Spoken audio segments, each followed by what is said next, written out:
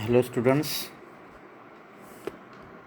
today we are explain the SYBSc Zoology subject number Zoo 404 according to the CBSE pattern. The subject name is Medical Diagnostics, that is the skill enhancement course. Last time we are explained the topic number unit number 2, diagnostic methods used for analysis of blood. In this unit, last time we are explained the blood composition, and now we are explain the second topic, that is preparation of blood smear and differential leukocyte count, that is DLC. Differential leukocyte count, that is leukocyte mean WBC, differential count of the WBC using the Leishman stent. That is preparation of blood smear and differential leukocyte count, that is the differential count of the WBC by using the stent, that is the Leishman stent. This is the practical work. The practical will be asked for 10 marks. What is the procedure of that practical? The name of the practical, that is the preparation of blood smear and differential leukocyte count, that is the DLC, using the Leishman stent. The leukocytes means WBC. Leukocytes means WBC. What is the principle of that practical? The basic components of the white blood cells include the cytoplasma, and the cytoplasma includes the number of WBCs are present, and each WBC are stained by the different types of the stains. In this way we are use the stain, that is the acidic eosin dye, and as well as the second dye is the methylene blue. In this way 2 types of the stains are used in this practical. What is the requirements of this practical? The practical required the slides. The slides are clean, well clean and dry. Microscopic slides we are used, the slides are clean as well as the dry. The stains are used is called as the Leishman stain, but the measurement of this Leishman stain is 0.15 gram of Leishman's powder are dissolved in the 100 ml of the methyl alcohol. 100 ml घ्यायचं आणि त्याच्यामध्ये 0.15 gram हे लेसमॅन powder टाकायचं, आणि अशा पद्धतीने लेसमॅन स्टेन आपल्याला तयार करायचं आहे. हे प्रॅक्टिकलसाठी अजून लागणार आहे, आपल्याला पिपेट्स लागणार आहेत, डिस्टिल वॉटर लागणार आहे, प्रिकिंग निडल्स लागणार आहे, स्पिरिट लागणार आहे, कॉटन लागणार आहे, आणि त्याचबरोबर आपल्याला मायक्रोस्कोपसुद्धा आवश्यक आहे. अशा पद्धतीने आपल्याला स्लाइड्स, लेसमॅन स्टेन, pipette, distil water, pricking needles, spirit, cotton and microscope अशा पद्धतीने हे इन्स्ट्रुमेंट्स आपल्याला प्रॅक्टिकलसाठी लागणार आहे. आता याचं प्रिपरेशन ऑफ ब्लड स्मिअर कसं असणार आहे? What is the preparation of blood smear? याच्यामध्ये प्रोसिजर दिलेली आहे. प्रिपरेशन ऑफ द ब्लड स्मिअरची प्रोसिजर दिलेली आहे. सुरुवातीला काय करायचं आहे आपल्याला? कॉटन जो आहे तो कॉटन ह्याच्यामध्ये कॉटन वापरायचं आहे आपल्याला. कॉटन जो आहे तो स्पिरिटमध्ये त्याला पूर्ण ओला करायचा आहे, आणि तो ओला केलेला कॉटन जो आहे आपल्या लेफ्ट साईडचा जो फिंगर्स आहेत, फिंगरचे जे टिप्स आहेत आपल्या बोटं जे आहेत, आपल्या हाताचे जे बोटं आहेत त्याचे जे टिप्स आहेत, कोणत्याही एका बोटाच्या टिप्सला आपल्याला तिथं त्याला क्लीन करायचं आहे. कॉटनच्या साहाय्याने स्पिरिट लावून त्याला क्लीन करायचं आहे. क्लीन केल्यानंतर त्याला स्पिरिट जे ते सुकू द्यायचं आहे. तर स्पिरिट सुकल्यानंतर आपल्याला प्रिकिंग निडल जी आपल्याकडे आहे, बारीक टोकदार जी स्टरिलाइज्ड निडल आहे, त्या निडलच्या साह्याने आपल्या बोटाला पंक्चर करायचं आहे. बोट पंक्चर केल्यानंतर तिथून त्या होलमधून, त्या पंक्चर केलेल्या बोटमधून तिथं आपल्याला रक्त बाहेर पडणार. पहिला जो रक्ताचा ड्रॉप येईल तो आपण फेकून द्यायचा आहे आणि दुसरा जो त्याचा ड्रॉप येईल, आपल्या ब्लडचा ड्रॉप, जो सेकंड ड्रॉप येणार तो आपल्याला क्लीन आणि ड्राय स्लाईडवर ठेवायचा आहे. तो ड्रॉप ठेवल्यानंतर दुसरी साईड अजून घ्यायची आहे आणि ती स्लाईड 45 डिग्रीच्या अँगलने त्या ब्लड ड्रॉप जो ठेवलेला आहे त्या ब्लड ड्रॉपवरून आपल्याला त्याला स्प्रेड करायचं आहे.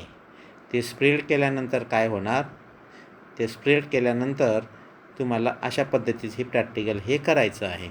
हा ब्लड ड्रॉप घेतला आपण एका स्लाईडवर, ही दुसरी स्लाईड घेतलेली आहे, ही दुसरी साईड या ब्लड ड्रॉपवर ठेवलेली आहे. मग नंतर ही स्लाईड जी आहे, दुसरी हात स्लाईड, वरची स्लाईड जी आहे, ही 45 डिग्रीच्या अँगलने तिला असं आपण ब्लड ड्रॉपवरून स्प्रेड करायचं आहे. स्प्रेडिंग केल्यानंतर असा ते ब्लड ड्रॉप जो आहे अशा पद्धतीने तो स्लाईडवर स्प्रेडिंग होणार आहे. इथपर्यंत समजलं? ब्लड ड्रॉप घेतला, स्लाईडवर ठेवला, दुसऱ्या स्लाईडच्या मदतीने 45 डिग्रीच्या अँगलने ती स्लाईड दुसऱ्या साईडवर स्प्रेड करायची आहे, ब्लड ड्रॉपवर स्प्रेड करायचं आहे आणि अशा पद्धतीने थिन लेअर जो आहे ब्लड ड्रॉपचा हा स्लाईडवर तयार झालेला आहे. इथपर्यंत आपल्याला प्रिपरेशन ऑफ ब्लड फिल्म कसं केलं ते आपण इथं या स्लाईडच्या माध्यमातून आपण बघितलेलं आहे.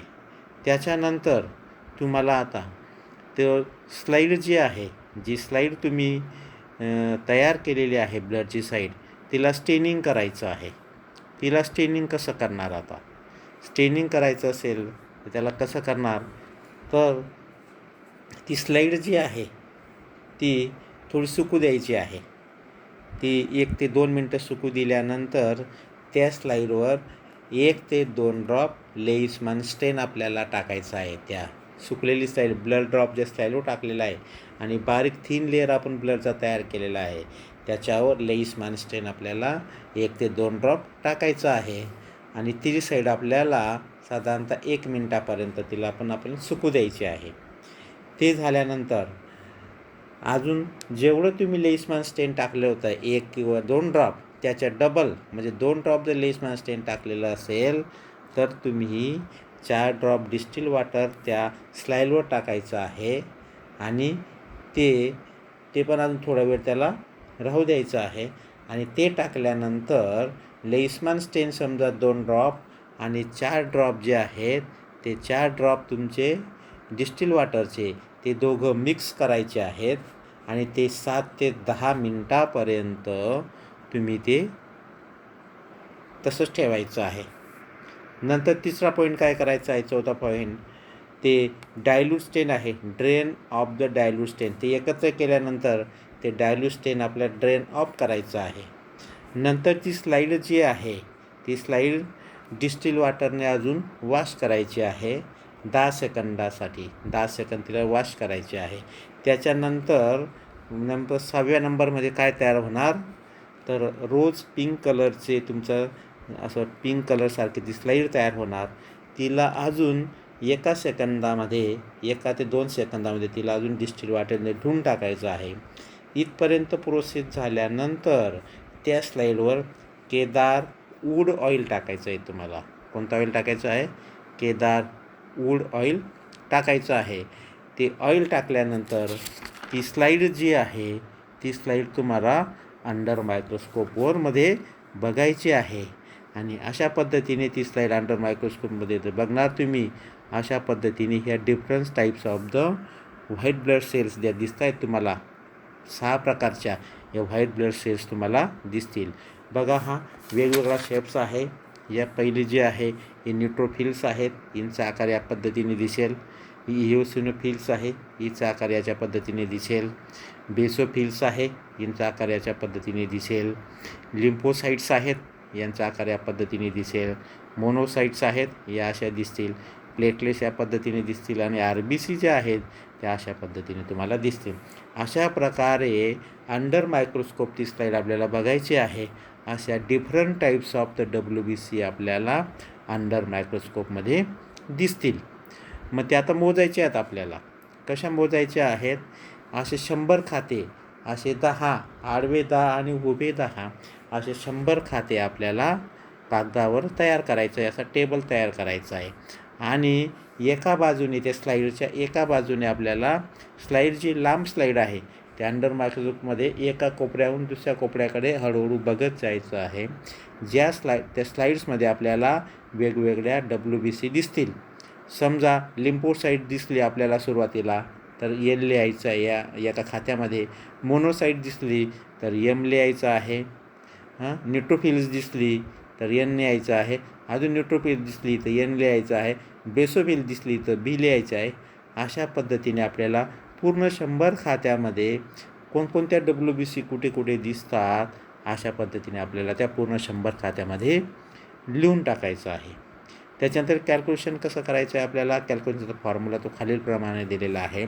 काउंट ॲटलिस्ट 100 नंबर ऑफ ल्युकोसाईट्स तुम्ही काउंट केले आहेत, टेबलमध्ये लिहिले आहेत आणि खालील फॉर्म्युल्याच्या साहाय्याने आपल्याला त्याचा कॅल्क्युलेशन करायचं आहे. Number of types of cells, किती प्रकारच्या सेल्स तुम्ही बघितल्या त्यावरती लिहायचे आहेत. नंतर खाली total number off white blood corpuscles म्हणजे त्यामध्ये total number off white blood corpuscles किती बघितलं ते लिहायचं आहे आणि इंटू 100 करायचं आहे. तुम्हाला जनरली नॉर्मल जर व्यक्ती असेल त्या व्यक्तीला कोणत्याही प्रकाराचा आजार नाही आहे तर नॉर्मल रेंज जी WBCचे नॉर्मल रेंज तुम्हाला खालील प्रकारे दिसतील. समजा आपण 100 जर WBC कॉईन केला तर न्यूट्रोफिल जे आहे ते 54 ते 62% तुम्हाला दिसतील. 100 आपण WBC बघितल्या त्या 100 WBCमध्ये वेगवेगळ्या WBCचं प्रमाण खालीलप्रमाणे हे नॉर्मल प्रमाण दिलेलं आहे. न्यूट्रोफिल 54 ते 62 दिसतील. इओसिनोफिल 1 ते 3 दिसतील. बेसोफिल्स 1च्या दरम्यान दिसेल. लिम्फोसाईट्स 25 ते 33 दिसतील आणि मोनोसाईट्स 3 ते 9 दिसतील. अशा पद्धतीने या सगळ्याचे टोटल केले तर हे 100 आहे. बरोबर आहे. हे झालं नॉर्मल. ही कोणती रेंज झाली? ही नॉर्मल रेंज झाली. तर आता नॉर्मल रेंज झाल्यानंतर समजा आता एखादं पेशंट्स आहे, एखादे डॉक्टर रक्त का चेक करायला सांगतात की WBC चेक केल्यानंतर कोणत्या प्रकारचा आजार झालेला आहे हे कन्फर्म करण्यासाठी WBC काउंटचा उपयोग या प्रॅक्टिकलचा उपयोग होत असतो. समजा आपण एक्झाम्पल पकडूया. आता इन्क्रीज द न्यूट्रोफिलची संख्या जर जास्त झालेली असेल त्या ब्लडमध्ये, त्या ज्या पेशंटचा आपण ब्लड चेक केलेला आहे त्याला कोणत्या प्रकाराचा आजार आहे ते कन्फर्म करण्यासाठी आपण त्या WBC काउंट केलेले आहे. समजा न्यूट्रोफिलची संख्या जास्त झालेली असेल, न्यूट्रोफिलची नॉर्मल संख्या किती आहे? 54 ते 62.